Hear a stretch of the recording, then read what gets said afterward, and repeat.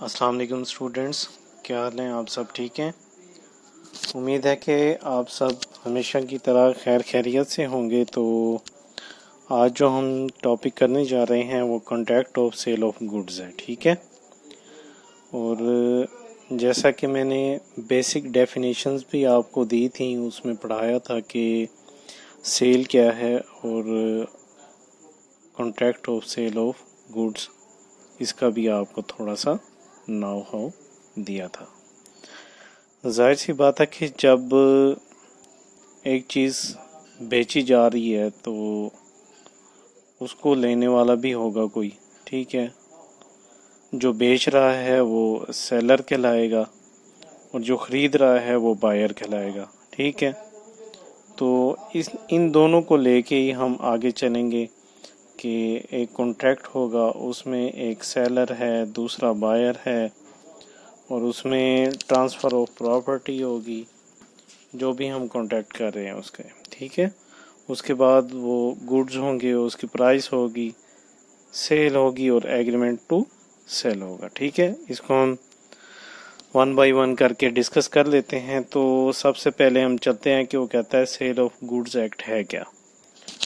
The law relating to sale of goods is contained in the Sale of Goods Act 1930. The Act came into force on 1st July 1930. The Act contains 66 sections and extends to the whole of Pakistan. کہ وہ sale of goods کے بارے میں بتا رہا ہے کہ یہ کب بنا، 1 جولائی 1930 کو، اور اس کے جو ٹوٹل سیکشنز ہیں وہ 66 یعنی کہ 66 ہیں، اور اس کی جو ایگزسٹنس ہے وہ ہول آف دا پاکستان اس کو سیم ٹریٹ کیا جاتا ہے according to the contract of sale of goods act and sections, ٹھیک ہے؟ اور اس کے بعد چلتے ہیں کہ contract of sale of goods ہے کیا۔ A contract of sale of goods is a contract by which the ownership of movable goods is transferred from seller to buyer. کہ شروع میں جیسے میں نے بتایا ہے ابھی کہ اس میں کچھ جو ایسنشلز ہیں، کانٹریکٹ ہوگا، اس میں سیلر ہوگا، بائر ہوگا، تو وہ بھی یہی چیز بتا رہا ہے کہ ایک قسم کا ایک کانٹریکٹ ہوگا جہاں پر اونرشپ جو ہے موویبل گڈز کی ٹرانسفر کی جا رہی ہوتی ہے سیلر سے بائر کی طرف۔ Section 4 sub section 1 defines a contract of sale of goods as a contract whereby the seller transfers or agrees to transfer the property in goods to the buyer for a price، ٹھیک ہے؟ وہی ہم جا کے اس کو ایسنشلز میں اس کو detail سے کر لیتے ہیں، ٹھیک ہے؟ کہ اس میں کوئی ایسی بات تو ہے نہیں جو کہ سمجھتے اوپر جائے یا جس کو ہم سمجھ نہ سکیں، سمپل سی ڈیفینیشن ہے، ٹھیک ہے؟ تو اس کے ہم ایسنشلز کر لیتے ہیں۔ تو نمبر 1 پہ ہے جی کانٹریکٹ، اور یہ بھی آپ کے ذہن میں ہو کہ یہ اگر ایسنشلز میں سے کوئی ایک چیز بھی مسنگ ہوتی ہے تو وہ contract of sale of goods نہیں ہوگا، ٹھیک ہے؟ ایسنشلز ہیں، کانٹریکٹ ہو رہا ہے تو وہ ایسنشلز پورے ہوں گے، اور جو کانٹریکٹ کی شرائط ہیں، ٹھیک ہے، وہ بھی اس میں پوری ہونی چاہیے۔ ایسا نہیں ہے کہ اس میں سے اگر کوئی فیکٹر مسنگ ہو جاتا ہے تو اس کا مطلب تو وہ چیز جو ہم ایکٹ کے لحاظ سے، لا کے لحاظ سے، سیکشنز کے لحاظ سے جو کر رہے ہیں، چاہے وہ ایگریمنٹ ہے یا کانٹریکٹ ہے یا سیل کے حوالے سے کوئی ہے، اگر اس میں سے کوئی چیز رہ جاتی ہے تو وہ پھر اس کا مطلب بھی چینج ہو جائے گا۔ مثال کے طور پہ اگر ہم سیلر اور بائر کو دیکھ لیں اور ان میں کوئی کانٹریکٹ ہی نہیں ہے تو سیلر اور بائر بھی کسی کام کے نہیں ہیں، ظاہر سی بات ہے ایک کانٹریکٹ ہوگا، اس میں سیلر بھی ہوگا، بائر بھی ہوگا، ٹھیک ہے؟ A contract of sale of goods relates to movable goods، ٹھیک ہے؟ موویبل گڈس پہلے بھی آیا ہے، اب بھی آ رہا ہے۔ جو گڈس کی ٹرانسفر، جو ہم گڈس ٹرانسفر کریں گے وہ موویبل ہونا ان کا لازمی ہے۔ All essentials of a valid contract must be present in a contract of sale of goods like capacity of parties, free consent, legality of object, etc. ٹھیک ہے کہ ایک کانٹیکٹ میں جو لوازمات ہیں، جو اسینشلس ہیں، جو فیکٹرز ہیں، وہ جیسے ہم شروع میں ہی پڑھتے آ رہے ہیں ان کا ہونا لازمی ہے، اور ان چیزوں کو مد نظر لازمی رکھا جائے گا کہ پہلے بھی جو بات ہوئی تھی کہ ایک کانٹیکٹ میں ہم نے دیکھا تھا کہ انساؤنڈ مائنڈ پارٹی نہ ہو، مائنر نہ ہو، ٹھیک ہے، کیپیسٹی آف دا پارٹیز ہوں، اور جو آبجیکٹ ہوگا وہ لافل ہوگا، ٹھیک ہے. اور وہ کہتا ہے کہ یہ ایکسپریس بھی ہو سکتا ہے اور امپلائڈ بھی ہو سکتا ہے. مثال کے طور پہ C promises to sell his radio to B. It is a contract of sale if the parties are competent to contract. Consent is free and all essentials of a contract are fulfilled. ٹھیک ہے. اس کے بعد آ جاتے ہیں seller and buyer. A contract of sale must have a seller and a buyer. A buyer means a person who buys or agrees to buy goods. A seller means a person who sells to agrees to sell goods. When there are joint owners of a particular goods, the owner of one part can sell his share to the owner of the other part. کہ اگر contract ہو رہا ہے دو بندوں کے درمیان، ان میں سے ایک سیلر ہے اور دوسرا جو ہے وہ بائر ہے، ظاہر سی بات ہے آپ عام طور پر بھی اگر بازار سے کوئی چیز لینے جاتے ہیں تو آپ کسی نیت سے جاتے ہیں کہ فلاں چیز لے کے آؤں گا، تو وہ جس چیز کے حوالے سے آپ باہر جا رہے ہیں اور جو چیز اس دکاندار کے پاس ہے وہ سیلر ہے، اور ہمیں وہ چاہیے تھی، ہم نے اس سے جا کے پرچیز کر دی، تو ہم کیا ہو گئے؟ بائر ہو گئے. وہ کہتا ہے کہ جہاں پہ جوائنٹ آنر ہوتے ہیں، ٹھیک ہے، ایک چیز کے، تو ایک آنر جو ہے وہ اپنے حصے کی جو چیز ہے، جو اس کا حصہ ہے، وہ دوسرے کو سیل کر سکتا ہے. مثال کے طور پہ ایک کرسی ہے اور اس کے دو آنر ہیں، دونوں نے پیسے ہاف آف کر کے وہ کرسی لے لی. تو اب کیا ہوا کہ ان میں سے کہتا ہے کہ یار آپ مجھے اس کے پیسے دے دو، یہ جو کرسی ہے یہ ساری آپ کی ہو گئی. کوئی موویبل گڈس ہیں اور وہ جوائنٹ آنر ہیں، تو وہ کہتا ہے کہ آپ مجھے میرے حصہ دے دیں اور یہ جو چیز ہے یہ آپ رکھ لیں پوری. A sells his computer to B for 40,000. A is the seller and B is the buyer. Number 3 پہ ہے جی transfer of property. A transfer of property is an essentials of a contract of sale of goods. Here property means the ownership of the goods. A mere transfer of possession of the goods cannot be termed as sale. In contract of sale, a seller transfers or agrees to transfer the property in goods to the buyer. کہ اس میں وہ سمجھانا چاہ رہا ہے کہ جو contract ہے اور جو دو پارٹیز کا آپس میں کانٹریکٹ ہے، سیلر کا بائر کا، اس میں ٹرانسفر آف پراپرٹی بھی لازمی ہونی چاہیے. ایسا نہیں ہے کہ اگر ہم کوئی چیز خرید رہے ہیں تو اس کی پوزیشن جو ہے وہ دکاندار کو ہی دے کے آ جائے. جی تو وہ ٹرانسفر آف پراپرٹی میں بتانا چاہ رہا ہے کہ جو اس کی پوزیشن ہوگی، ٹھیک ہے، وہ بھی بائر کے پاس اور اس کی ہونا لازمی، اور اس کی جو اونرشپ ہے وہ بھی بائر کے پاس ہونا لازمی ہے. ٹھیک ہے، ایسا نہیں ہے کہ اگر ہم کوئی چیز خرید رہی ہیں تو وہی چیز ہم دکاندار کو یا سیلر کو دے کے آ جائیں. اگر ہم نے پیمنٹ کر دی ہے اور وہ چیز ہم نے خرید لی ہے، اس کو پرچیز کر لیا، تو اس کی جو ٹرانسفریبلٹی ہے آف گڈس وہ بھی سرٹن ہونی چاہیے، یقینی ہونی چاہیے. ٹھیک ہے، پہلے تو آپ کو یہ اونرشپ کا اور پوزیشن کا فرق پتہ ہونا چاہیے. پوزیشن کا مطلب ہوتا ہے کہ کوئی چیز اپنے قبضے میں رکھنا. یہ ویسے بھی ہو سکتا ہے والنٹیرلی بھی، آپ کسی کو اپنا جو بائک ہے، اپنی گاڑی جو ہے وہ نیبر کو یا دوست کو دے سکتے ہو کہ یار میں کچھ دن کے لیے شہر سے باہر جا رہا ہوں، تو آپ کیا ہے میری گاڑی اپنے پاس رکھ لیں. اب پوزیشن جو ہے وہ آپ کے دوست کے پاس ہے، لیکن اونرشپ کیا ہے؟ جو گاڑی کے کاغذات ہیں، جو مالک ہے اس کا، وہ آپ ہیں. ٹھیک ہے، بے شک پوزیشن اس کی کیا ہے؟ آپ کے دوست کے پاس ہے. لیکن جو پوزیشن ہے اور جو اونرشپ ہے اور اس کے بعد جو ٹرانسفر آف پراپرٹی ہے وہ کہتا ہے کہ اس کانٹریکٹ میں لازمی ہونی چاہیے. ایسا نہیں ہے کہ صرف پوزیشن کی بنا پہ ہم اسے کہہ دیں کہ contract of sale of goods ہو گیا. نہیں، ایسا نہیں ہے. اس کی ٹرانسفریبلٹی آف گوڈز جو ہے موویبل کی وہ لازمی ہونی چاہیے، سرٹن ہونی چاہیے. A sells his car to B for 4 lakh. The ownership and possession of the car transfer from A to B. کہ اے نے جو بی کو گاڑی بیچی 4 لاکھ روپے میں، اب اس کی جو اونرشپ ہے اور جو اس کی پوزیشن ہے وہ کیا ہو گئی، ٹرانسفر ہو گئی اے سے بی کو. اس کے بعد آ جائیں جی goods. It is a necessary that the movable goods must be the subject matter of the contract of sale of goods.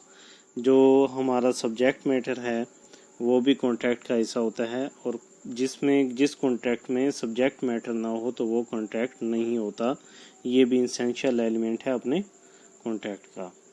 تو وہ کہتا ہے کہ جو ہم سبجیکٹ میٹر کو لے کے بیٹھے ہوئے ہیں تو یہ بھی ایک اسینشیلس پارٹ ہوگا. اگر وہ کانٹریکٹ میں سے یا سیل آف گوڈ میں سے نکال لیا جائے تو اس کا کیا مطلب ہوگا کہ وہ sale of goods of contract جو ہے وہ contract of sale of goods جو ہے وہ پھر ویلڈ نہیں ہوگا اگر اس میں سبجیکٹ میٹر کو ڈیفائن نہیں کیا جاتا.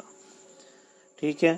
Section 2 subsection 7 states goods mean every kind of movable property other than actionable claims and money, and includes electricity, water, gas, stock and shares, growing crops, grass and things attached to or forming part of the land, which are agreed to be severed before sale or under the contract of sale.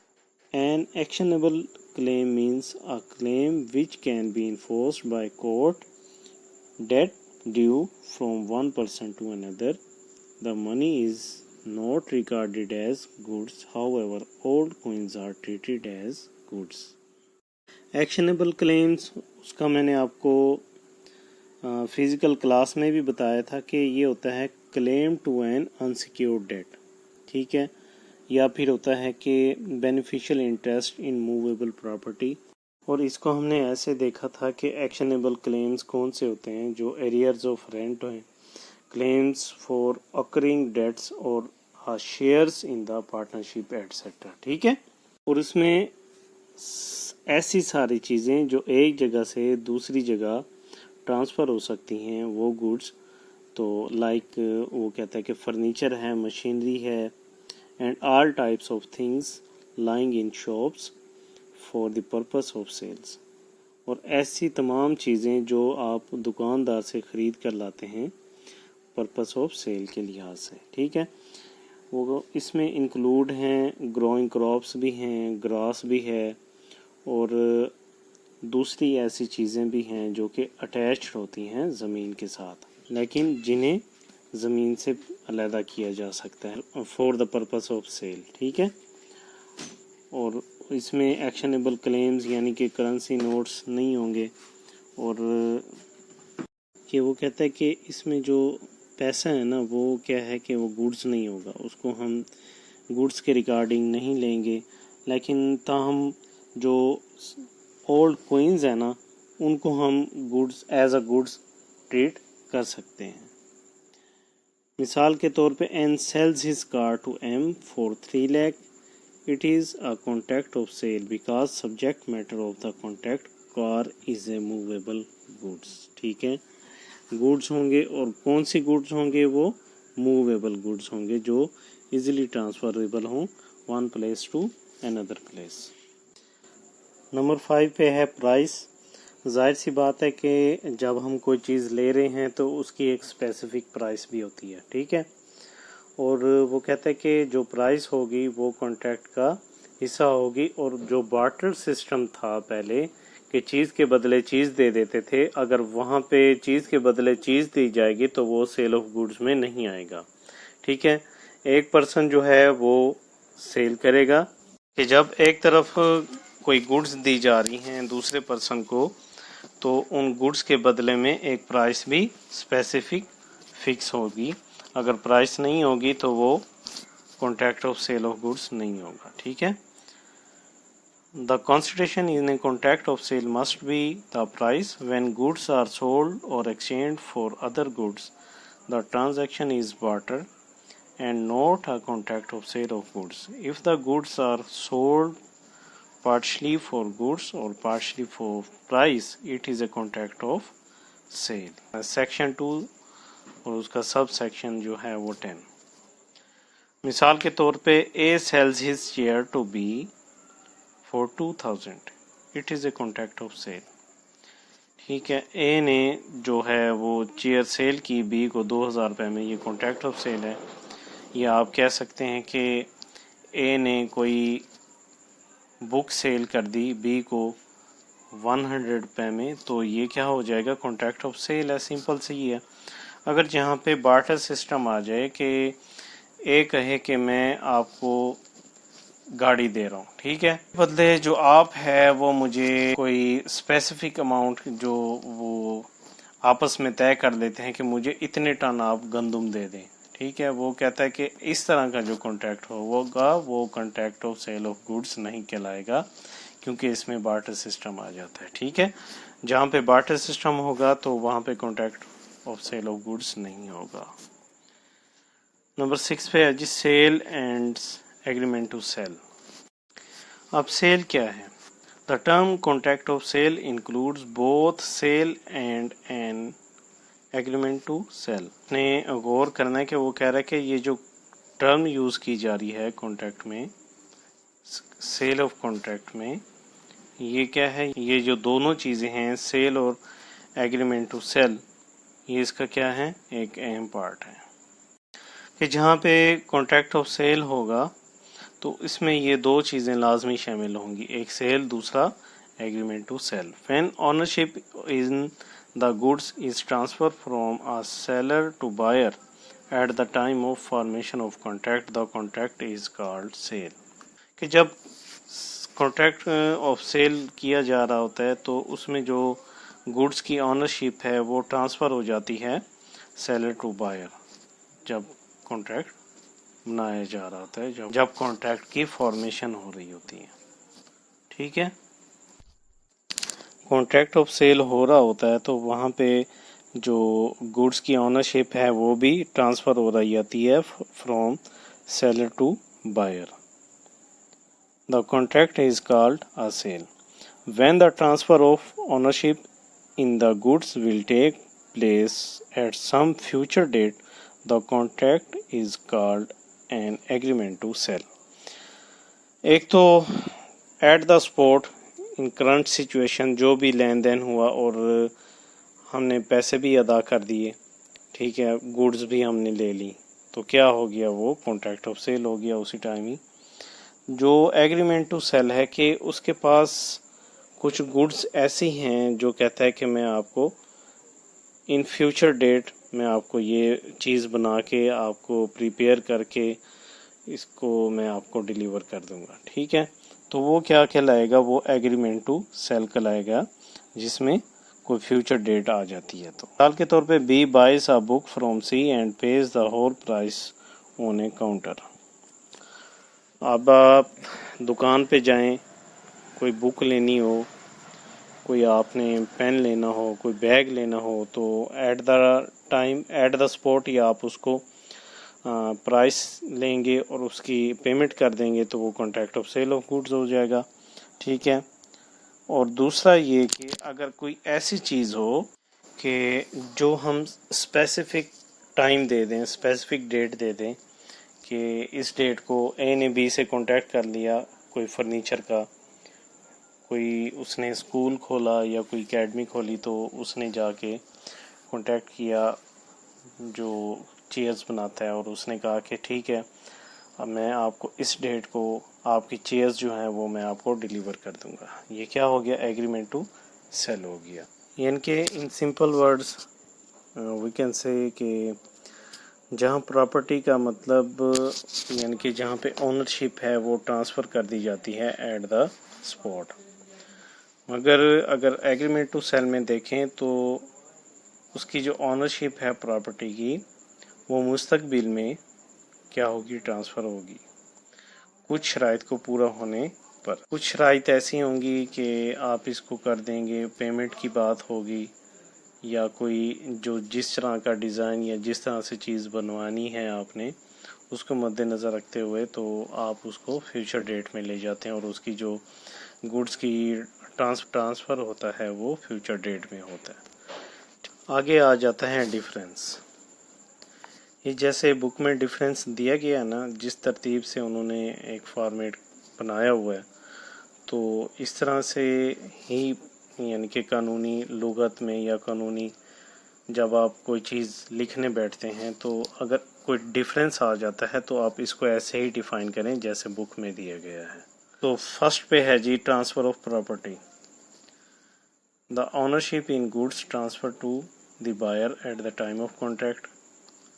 और agreement to sale में है कि the ownership in goods is to be transferred to the buyer at the future date.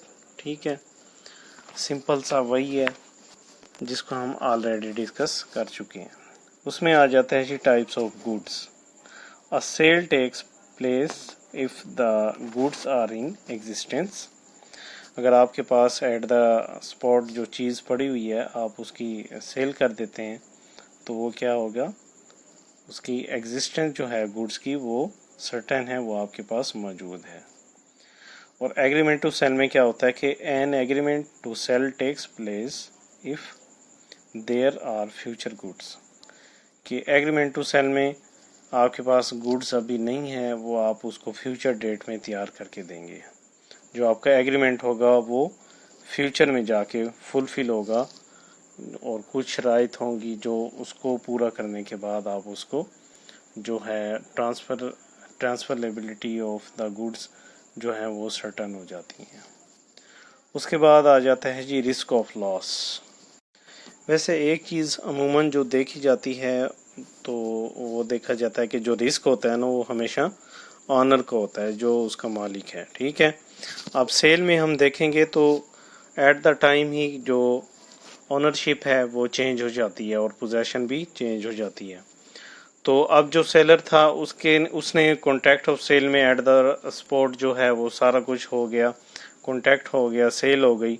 तो अब buyer जो है possession भी उसके पास और ओनरशिप भी उसके पास। ठीक है, तो अब इधर जो है अगर कोई रिस्क होता है या कोई लॉस होता है तो उसका जिम्मेवार कौन होगा, बायर होगा। ठीक है, और दूसरी तरफ अगर हम देखें एग्रीमेंट टू सेल में वो कहता है कि यहाँ पर अभी ऑनरशिप जो है वो ट्रांसफ़र नहीं हुई, जो ऑनरशिप है वो अभी सेलर के पास ही मौजूद है। ठीक है, वो कब ट्रांसफ़र होगी, एट द फ्यूचर डेट जो भी उन्होंने आपस में तय की हुई होगी।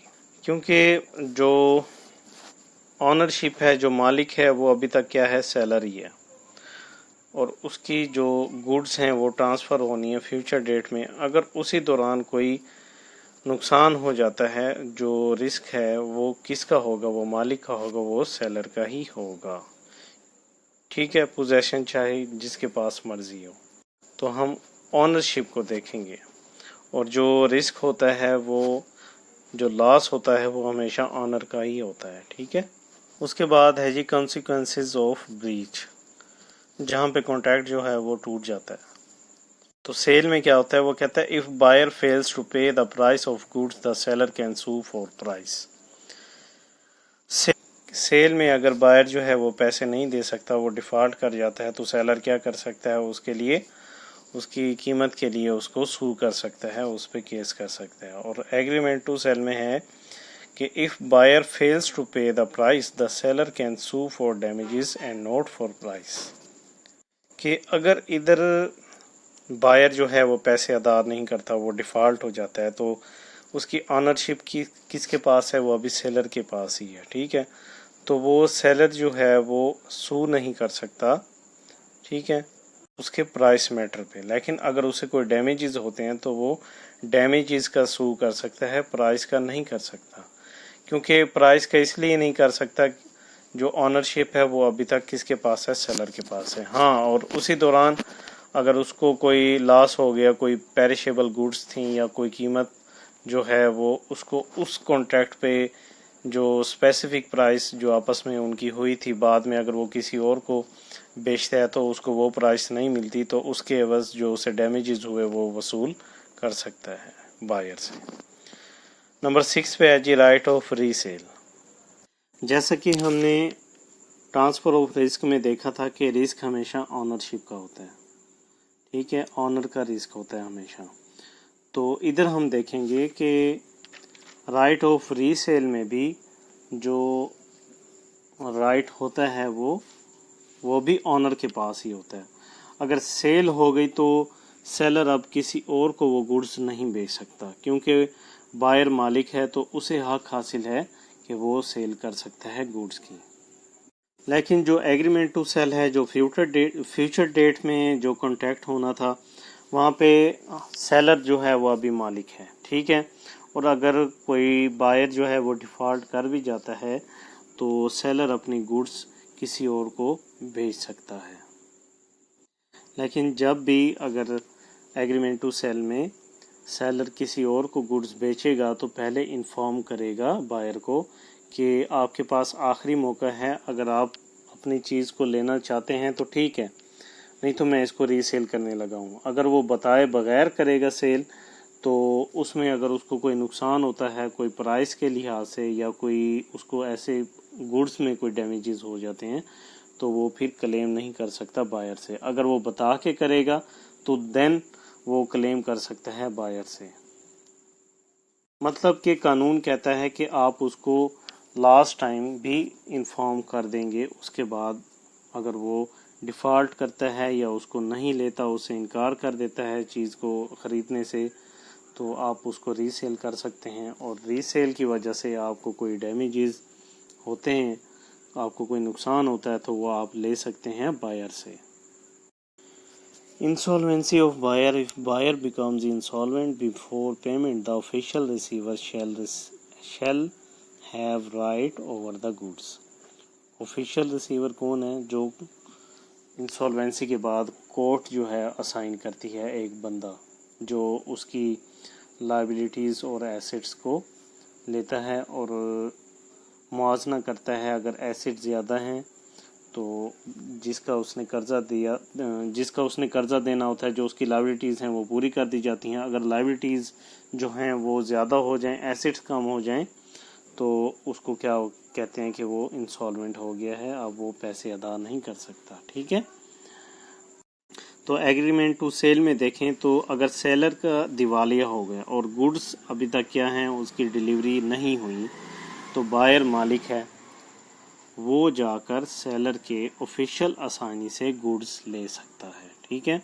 और एग्रीमेंट टू सेल में देखें तो वो कहता है अगर सेलर का दिवालिया हो जाता है और बायर ने पैसे भी पहले अदा कर दिए हैं, वो पैसे भी अदा कर चुका है, तो वो कुछ पैसे वसूल कर सकता है ऑफिशियल आसानी से, मगर वो गुड्स नहीं ले सकता, ठीक है। क्योंकि जो गुड्स थी वो हैं या नहीं हैं, या फिर वो उसकी लायबिलिटीज़ को पूरे करते करते बिक गई, तो एग्रीमेंट टू सेल में वो गुड्स का तो क्लेम नहीं कर सकता, वो गुड्स तो नहीं ले सकता, मगर वो कुछ हद तक क्या है वो अपना क्लेम कर सकता है पैसों का। कि वो कहता है कि अगर जहाँ पे सेलर जो है वो इंसॉल्वेंट हो जाता है तो बायर जो है वो रिकवर कर सकता है गुड्स किससे? ऑफिशियल रिसीवर से। और एग्रीमेंट टू सेल में वो कहता है कि सेलर अगर इंसॉल्वेंट हो जाता है तो जो बायर है वो रिकवर कर सकता है price from the official receiver. वो प्राइस जो है ऑफिशियल रिसीवर से रिसीव कर सकता है, उसका क्लेम कर सकता है, लेकिन गुड्स का नहीं कर सकता, ठीक है। उसके बाद आ गया जी nature of contract. It is an executed contract so the buyer becomes the owner immediately. कि नेचर वाइज देखा जाए तो उसी वक्त ही पेमेंट हो गई, उसी वक्त ही कॉन्ट्रैक्ट हो गया, और कॉन्ट्रैक्ट क्या होगा? एग्जीक्यूटेड हो गया, तो क्या हो गया? जो बायर था वो ऑनर हो गया। लेकिन जो एग्रीमेंट टू सेल है वहाँ पे एग्जीक्यूटेड कॉन्ट्रैक्ट नहीं होगा, वहाँ पे एग्जीक्यूटरी कॉन्ट्रैक्ट होगा। जो बायर है वो ऑनर कब बनेगा? वो फ्यूचर में जाके बनेगा, उसको अभी ऑनरशिप ट्रांसफ़र नहीं हुई। तो تو सेल में उसी वक्त हो जाती है, एग्रीमेंट टू सेल में वो फ्यूचर डेट के बाद उसको ऑनरशिप मिलती है और वो उस गुड्स का ऑनर कहलाता है। ठीक है, अब उसके बाद हैं ये टाइप्स ऑफ गुड्स। ये भी सिंपल सी टाइप्स ऑफ गुड्स हैं। ठीक है, एग्जिस्टिंग गुड्स जैसा कि हमारे जहन में आ रहा है कि ऐसी चीज़ होगी जो सेलर के पास at the time of contract of sale जो है मौजूद होगी और वो उसका क्या है कॉन्ट्रैक्ट ऑफ सेल कर सकता है at the spot. The goods which are owned or possessed by the seller at the time of contract of sale are called existing goods. These goods are physically in existence and in seller's ownership at the time of contract. These goods may be of the following types. ठीक है, उसमें क्या है specific goods हो सकती हैं और दूसरी असर्टेंड गुड्स और उसके बाद अनअसर्टेंड गुड्स। ठीक है, कि स्पेसिफिक गुड्स ऐसी गुड्स होंगी जो eight the time of contract जो है वो उसके पास सेलर के पास मौजूद होगी और जिनको आसानी से आइडेंटिफाइड किया जा सकेगा और उसको हम आसानी से रिकॉग्नाइज कर सकते हैं। The goods which are identified and agreed upon at the time of contract of sale are called specific goods. In other words, these goods can be clearly identified and recognized as separate things at the time of contract. मिसाल के तौर पे B owns many cows and promises to sell one of them. If one cow is singled out, the contract is for specific goods. कि B के पास क्या है कि बहुत सारी काऊ हैं और उसमें से एक का क्या हुआ सौदा हो गया। अब जो काऊ थी उसका जो कॉन्ट्रैक्ट ऑफ सेल हुआ तो उसको अलहदा कर दिया गया और बायर ने उसको पहचान लिया कि ठीक है यही मैं इसी ही काऊ को लेना चाहता हूँ और यही काऊ मुझे चाहिए। ऐसा नहीं है कि उसको हम अनआइडेंटिफाइड करके मिक्स कर दें और कहें कि ये तो नहीं थी, जिसको हम इजीली पहचान सकें और जिसकी जो शनाख्त है वो क्लियर है और उसको हम बाद में भी उसी तरह पहचान सकती हैं कि जब आया कि ये वही चीज़ है या वही नहीं है। असर्टेंड कहते हैं कि तहकीक शुदा, दरियाफ्त शुदा, कि जहाँ पे जो गुड्स हैं वो आइडेंटिफाइड होती हैं कॉन्ट्रैक्ट की फॉर्मेशन के बाद। The goods which are identified after the formation of a contract of sale are called ascertained goods when a part of goods lying in bulk and earmarked for sale. Such goods are termed as ascertained goods. कि उसने जो थे कोई bulk में ही उसने goods जो हैं वो कहा कि मुझे ये चाहिए, कॉन्ट्रैक्ट भी हो गया। उसके बाद उसने कहा कि ठीक है आप मुझे ना यहाँ से ये बैग्स पड़े हुए हैं काफ़ी सारे, तो इसमें से आप मुझे 10 बैग्स दे दें शुगर के या वीट के। ठीक है, A makes a contract with B to sell 10 bags of sugar after a separate 10 bags from his stock of sugar for B. कि उसमें से उसने जो उसका स्टॉक था जो कॉन्ट्रैक्ट हुआ तो उसने कहा कि ठीक है आप ना इसमें से 10 बैग जो हैं शुगर के वो अलहदा कर दें। तो ये क्या हो जाएंगी, असर्टेन्ड गुड्स हो जाएंगी, जिसको तहकीक शुदा इनकी जो दरियाफ्त शुदा हैं जो आपने उसको बता दिया है तो वो असर्टेन्ड गुड्स में शामिल हो जाएगी। और अनअसर्टेन्ड में the goods which are not identified and agreed upon the at the time of contract of sale are called ascertained goods. कि असर्टेन्ड गुड्स कौन से थी कि जिसको कॉन्ट्रैक्ट की फॉर्मेशन के बाद दरियाफ्त कर लिया जाता है या बता दिया जाता है। और अनअसर्टेन्ड में वो कह रहा है कि ऐसी गुड्स होंगी जो कॉन्ट्रैक्ट के बाद जिसको हम आइडेंटिफाइड नहीं कर सकते, जो कि बल्क में होती हैं या स्टॉक में पड़ी हुई होती हैं और जिसको हम ऐसे तो शो नहीं करा सकते लेकिन उसको हम सैंपल के तौर पे उसको शो करवा सकते हैं कि ये चीज़ जो आपको दिखा रहे हैं ये जो सैंपल है ये बैग में या बोरियों में भी यही भरा हुआ है। एक सिंपल सी मिसाल है कि अगर हम चीनी की बोरी लेने जाते हैं, ठीक है, तो उसमें से हम ये नहीं कहते कि यार ये बोरी को खोल के दिखाएं, वो एक अलहदा सी एक स्पेसिफिक सील लगी हुई होती है, तो उसको हम अगर खोलेंगे तो सारी चीनी क्या है वो गिर सकती है, उसका लॉस हो सकता है। तो वो कहता है कि ठीक है, मैं आपको इसका सैंपल दिखा देता हूँ।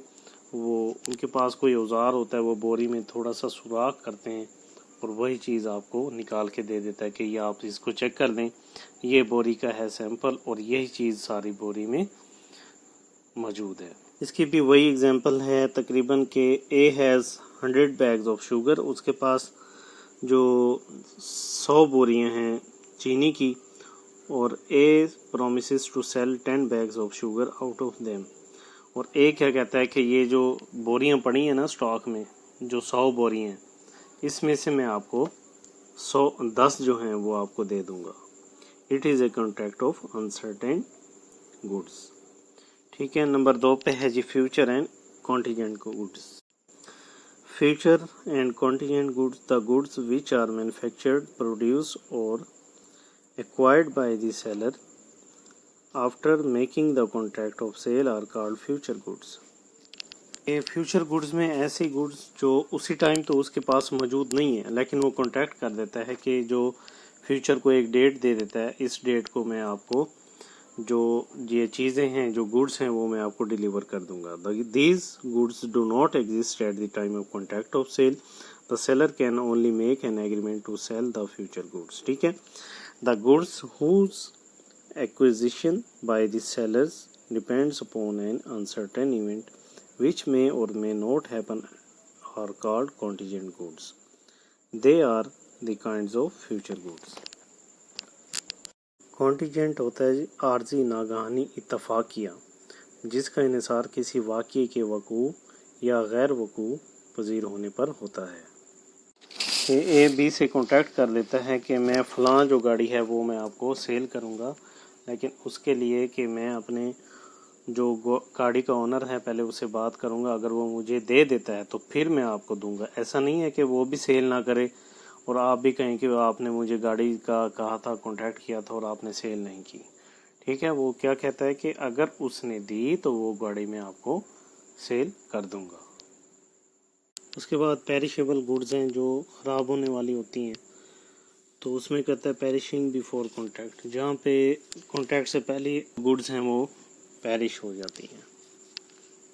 अ contract for sale of specific goods is void if the goods have perish without the knowledge of seller before the formation of a contract. However, if seller has knowledge of perishing of the goods and he enters into a contract of sale, the seller is bound to compensate the buyer।